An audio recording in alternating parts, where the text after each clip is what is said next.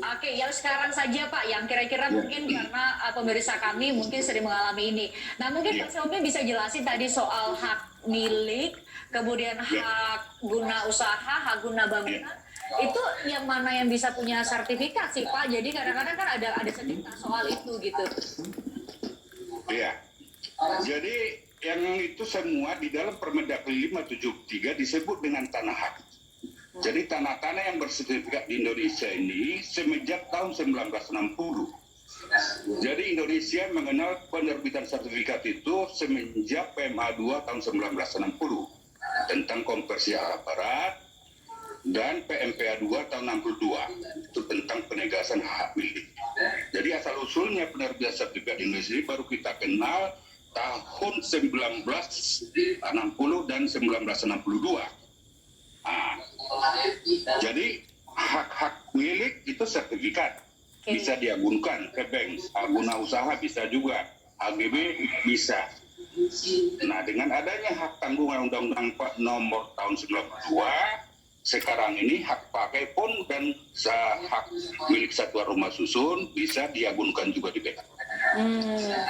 Jadi adanya pemberian hak atau sertifikat di Indonesia ini itu diawali karena struktur BPN itu baru lahir tahun 58. Kemudian lahirlah UPA nomor 5 tahun 1960.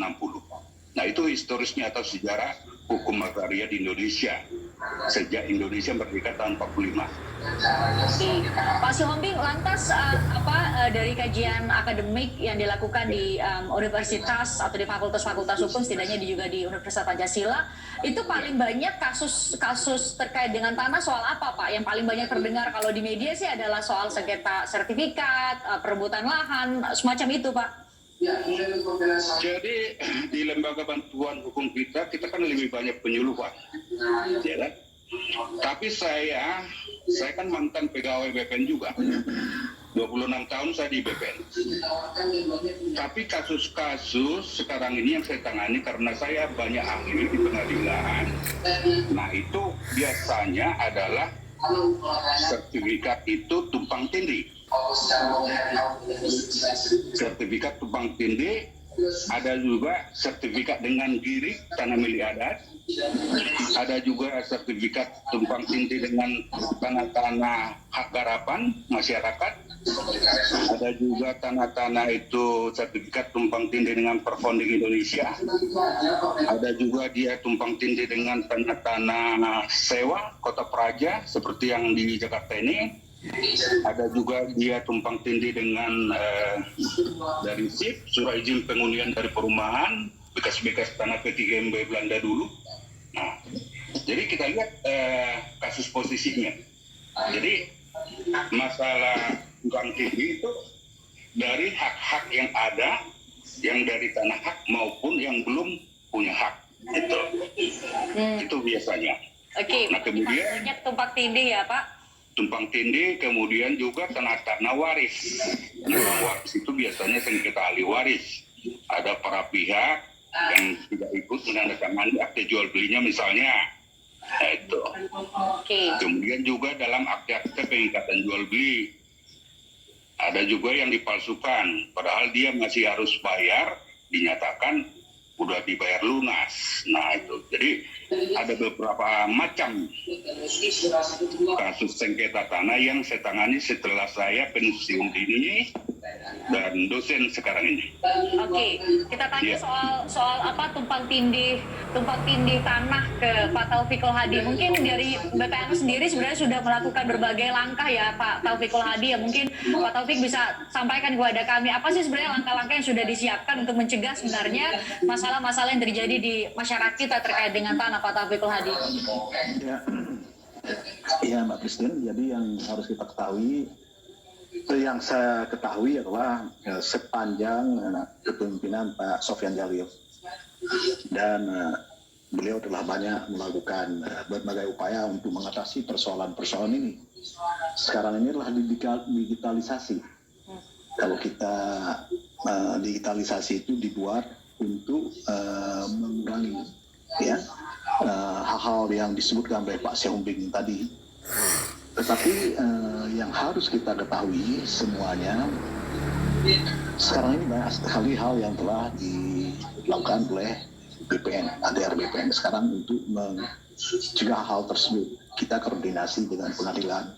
Misalnya performing itu jangan lagi kemudian masuk pengadilan, kemudian masalah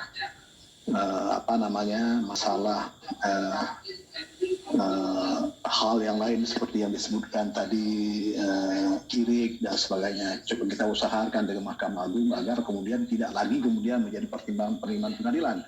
Karena banyak tempat itu adalah sertifikat itu dikalahkan oleh girik. Girik itu adalah banyak sekali yang palsu. Kalau kita pergi ke puncak sekarang ini, mafia itu adalah membawa girik. Girik itu diberikan kepada salah seorang orang kampung di situ yang tidak ada hubungan apapun. Kemudian dia meminta kesaksian kepala desa dan sebagainya. Akhirnya kemudian tanah yang sudah sertifikat itu beralih. Bagaimana beralih? Girik itu dibawa ke pengadilan. Kemudian di pengadilan itu adalah dibayar dan sebagainya oleh mafia. Akhirnya tanah-tanah orang berpindah tanah. Sekarang ini Pak Menteri sangat tegas terhadap mafia hal tersebut dan tidak ada ampun, dan bekerja sama sekarang ini dengan kepolisian, bekerja sama dengan kejaksaan dan kemudian Kejaksaan Agung. Kita sepakat sama-sama bahwa masalah mafia tanah ini adalah harus kita selesaikan sampai tuntas, dan itu sudah berjalan sekarang. Dan coba lihat di dalam sejumlah pemberitaan bagaimana upaya sungguh-sungguh untuk mengatasi masalah-masalah ini. Jadi yang paling penting kemudian bagaimana lagi untuk mengatasi persoalan tumpang tindih ini, maka kita himbau pada masyarakat agar masyarakat telah membuat sertifikat. Jadi hak milik itu adalah seumur hidup dengan ada sertifikat tersebut bagi masyarakat. Dan selain itulah mendapatkan kepastian hukum bagi masyarakat karena ada sertifikat tersebut. Dan itu adalah bisa dikapitalisasikan karena dia bankable. Jadi bisa untuk usaha dan sebagainya. Itulah yang dilakukan. Karena itu sekarang ini Presiden itulah memberikan target kepada Kementerian ATR BPN. Dalam setiap tahun harus berapa, harus diselesaikan. Misalnya 6 juta sertifikat harus ada. Sekarang ini adalah sedikit mungkin Presiden sudah memahami karena sedikit target tersebut harus mundur karena tertindas gara-gara persoalan COVID. Tetapi tetap saja dari pihak BPN, ATR BPN, target-target tersebut kami akan lakukan semaksimal mungkin.